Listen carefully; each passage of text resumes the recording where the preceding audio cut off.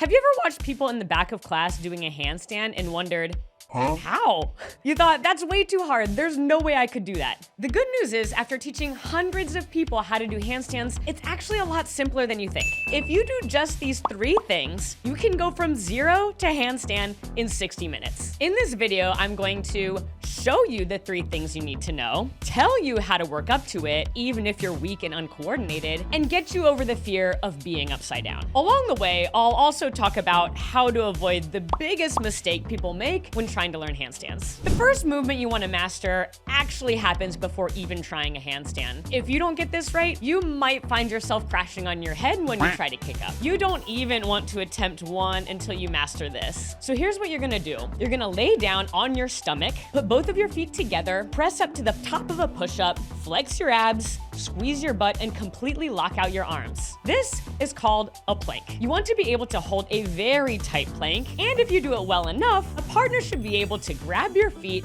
and pick you halfway up, or even all the way up, into a handstand. You'll know you're doing it right if your lower back is up towards the ceiling. If you can hold a tight plank for 30 seconds, you're ready to move on to exercise number 2. We haven't even gone upside down yet, but later I'll show you how to get over that fear. In step 2, we're gonna take that plank and apply it. Most people, when they try handstands, simply wanna kick up over and over again until it happens, often by luck. The problem with that is that if you don't do it perfectly the first time, you're practicing the wrong thing hundreds of times. You can go months doing the wrong way and never get a handstand. So to avoid that, we're going to do a plank in front of a wall and slowly move our feet up the wall while moving our hands backwards. You're going to put your butt up high and only move your hips side to side to get your hands moving until your feet are halfway up the wall and your head is between your arms. This is called a wall walk. Remember to keep your core tight as you do this, because if you let it loose, it will sag and your lower body will move separately from your upper body. You'll know when you have it right if you can get up to 90 degrees. When you get really good, you can walk all the way up the wall. Bonus tip, if you feel extreme fear getting upside down, try this exercise before moving on to number 3.